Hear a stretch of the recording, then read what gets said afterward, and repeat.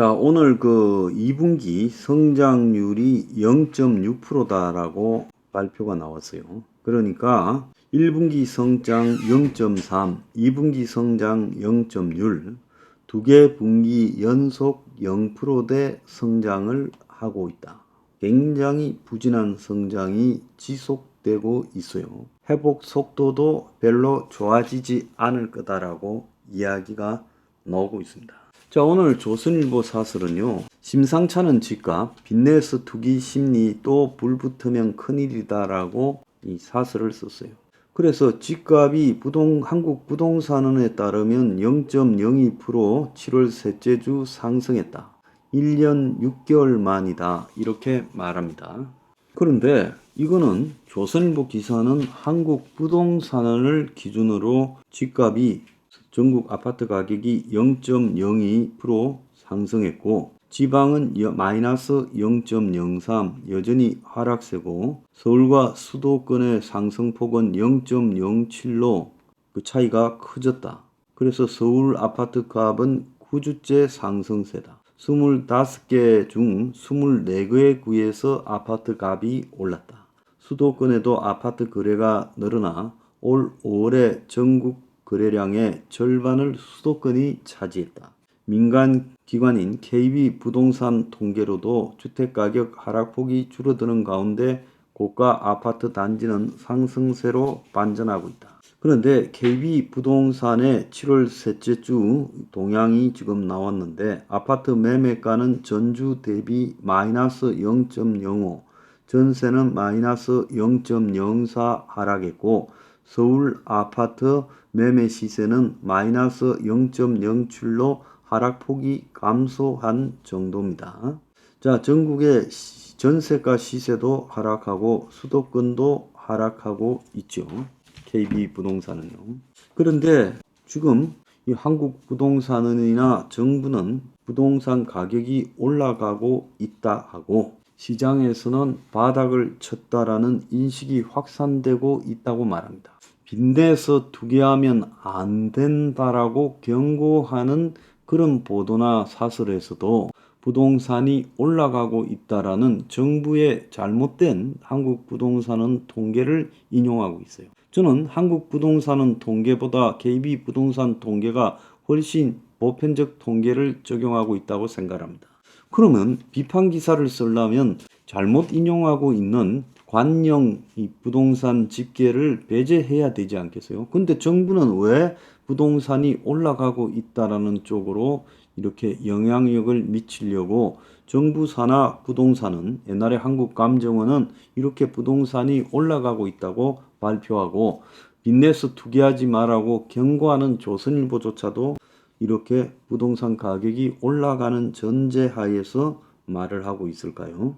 어쨌든 조선일보는 궁극적으로 집값 상승에 대한 기대감으로 집값이 오른다라는 불안감이 지배하면서 무리하게 빚을 내어서 연끌 대출하는 사람이 늘어나고 은행 대출이 올 상반기에 5대 은행이 개인에게 빌려준 신규 가계 대출이 95조에 달해 작년 같은 기간보다 56%가 늘어났다. 신규 대출의 90%가량이 부동산 담보 대출이고 신혼부부 등의 주택 마련을 돕는다는 특례 보금자리 론은 한 30조가 나갔는데 그걸 빼고도 신규 주택 대출이 50조를 웃돈다. 50조 웃도는 게 아니라 65조쯤 되고 있죠. 자, 그러면서도 조선일보는 우리 사회 부동산 시장에서는 선순환을 투기가 압도하고 하는데 투기 재현 조짐이 보이고 있는데 지금 이런 투기가 결국 무주택자와 청년 세대에게 절망을 안기고 양극화를 부추기고 인플레이션 심리를 자극해서 경제 전반에 주름살을 안겨주고 있다. 집값 거품은 백해무익하다 이래요. 좀 가식적이지 않습니까? 어쨌거나 조선일보가 하고 싶은 말은 집값이 오른다. 빚내서 투기 조심해야 된다. 그런데 이런 칼럼을 써놓고도 어떻게 보면 집값이 오른다라는 걸 갖다가 강조하면서 겁주는 칼럼처럼 비춰져요. 하도 신뢰를 상실해서 그렇습니까? 어쨌거나 빚내서 투기하라고 정부나 언론이 부추기고 있는 것은 이 사슬도 마찬가지죠. 빚내서 투기하면 안 된다면서 집값이 오르고 있다고 부추기고 있어요. 근데 복잡한 게 한두 개가 아닙니다. 제가 지난번에 정권회사에 부동산 PF가 5조 3천억이 잔액이 남아있다 했는데 그때 해외 부동산이 정권회사가 7조가 넘는다 했죠. 오늘 나온 통계에 따르면 26개 정권사의 해외 부동산 투자 규모는 15조 5천억인데 이 중에서 다른 거는 뭐 그냥 두고라도 오피스 투자권을 중심으로 경고등이 켜졌는데 정권사들의 상업용 부동산 중 하나인 오피스의 전체 해외 부동산 투자 15조 5천억의 절반인 7조 7,500억이 투자되었다. 그런데 대표적으로 미래에셋 정권 계열인 멀티에셋 자산운용이 홍콩의 한 빌딩에 투자한 2,800억 규모의 펀드 90% 자산이 최근에 상각 처리되기로 했다는 거예요. 자, 이지스 자산운용도 이 펀드를 통해 투자한 독일의 트리아논 오피스 건물 손실 매각을 결정하려고 한다는 거예요. 그래서 국내 정권사들이 적극적으로 해외에서 사들인 부동산들이 지금 문제가 심각하다는 거예요. 자, 어떤 걸 사들였냐? 오피스가 7조 7,500억, 숙박시설이 2조 6,350억, 주거용이 1조 8,600억, 물류가 1조 850억, 기타가 2조 1,700억이다. 주로 미국에서 절반쯤 샀고 나머지는 유럽, 아시아, 영국 등에 산 거라고 합니다. 자, 그래서 지금 전체적으로 펀드들이 해외에 사들인 지금 부동산 규모가 72조라 했는데 생명보험사 13곳, 손해보험사 8곳 이런 것들을 다 합친 대체자산 투자가 78조 4천억이고 그런데 그 대체자산 중에서 부동산 자산이 25조라는 거예요. 그러니까 사모펀드 72조 별도로 또 부동산 산 게 이만큼 있다는 거예요. 근데 전 세계적으로 지금 오피스 부동산이 붕괴되는 상황에 오고 있다는 겁니다. 자, 그런데 이렇게 손실을 보면서도 정권사가 부동산 PF 관련 임직원 성과급을 규정과 달리 매해 이 짧은 기간으로 설정해서 현금 지급으로 하고 있다는 거예요. 그래서 부동산 PF에서 손해를 봐도 성과 보수를 갖다가 그대로 준다는 거예요. 그래서 손실 여부는 반영되지 않고 어쨌든 계약만 하면 이 성과급을 주는 형태로 가고 있는데 이 지켜보고 성과급을 주라는 규정을 정권사의 77.2%가 지키지 않는 그러다 보니까 월급을 65억씩 받는 정권사 간부가 나오고 있는 거예요. 자, 131조의 PF발 위기가 있다고 했죠. 자, 새마을금고 위기를 넘겼다고 했지만은 새마을금고는 부동산 이발 대출 위기가 현재 진행이에요. 올해 하반기에 17조 원에 달하는 정기 예적금 만기가 도래하고 이들을 다시 재예치시켜야 되는데 지금 새마을금고가 부동산 건설업 대출이요 72조가 넘지 않습니까?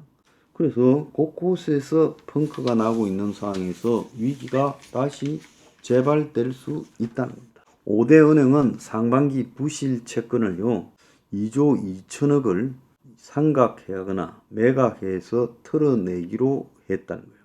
그래서 회수 가능성이 없다 하면 손실 처리해서 지워버리는 걸 상각이라 하고 그리고 만약에 빚이 100이라고 하면 그걸 한 20 가격에 팔아버리는 거. 즉 자산 유동화 전문 회사에 헐값으로 매각하는 방식으로 그리고 80%는 손실 처리해서 장부에서 털어버리기도 한다는 겁니다. 1분기와 2분기에 지금 털은 돈이 2조 2천억인데 1분기 때 털은 8조 5,070억보다 2분기에는 1조 3,560억을 부실채권을 털었어요.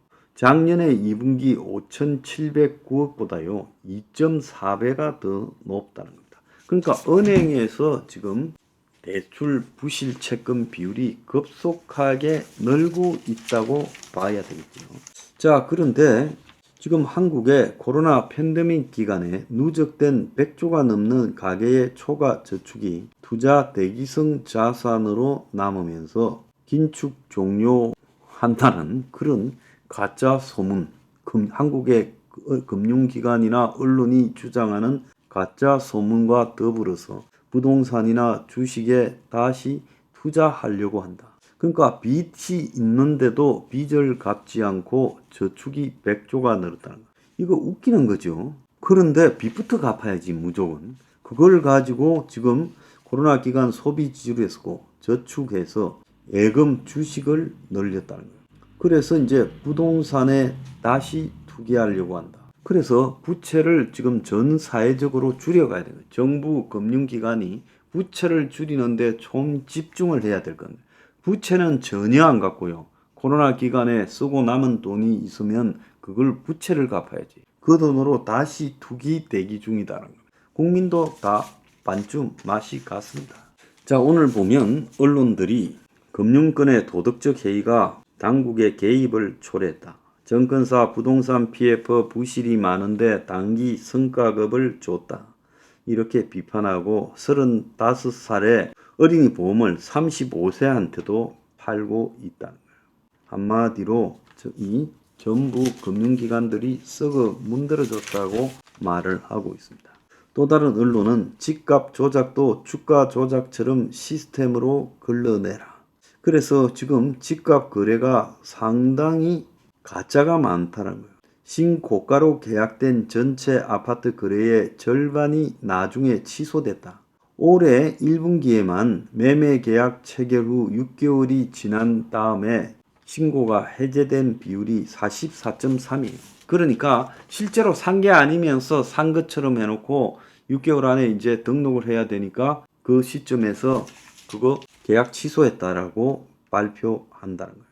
그래서 이런 방식으로 집값을 조작한다는 거예요.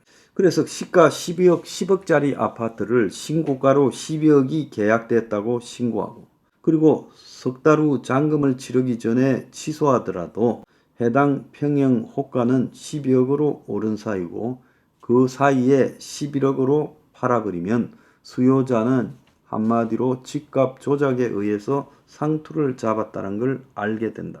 자, 이런 일들이 반복되는데 이런 걸 보고도 정부는 지금 아주 조직적으로 신고가 하는데 정부는 집값이 올라가는 걸 장려한다고 이런 걸 단속도 제대로 할 의지가 없어요. 대충 묵인하에 이렇게 하고 있다는 겁니다.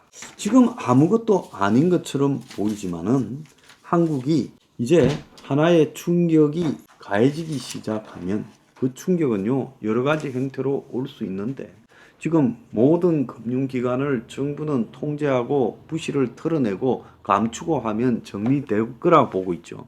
근데 그건 정리가 아니라 내년 총선 전에 터지는 시한폭탄을 총선 이후로 미루는 거죠. 근데 그걸 미루려고 한다고 총선 이후로까지 미뤄지겠느냐? 저는 못 미룬다고 봅니다.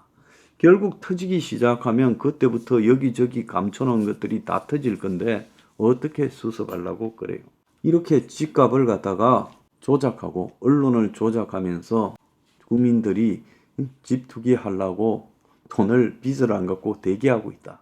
정부도 금융기관도 국민도요 지금 투기에 눈이 멀었습니다.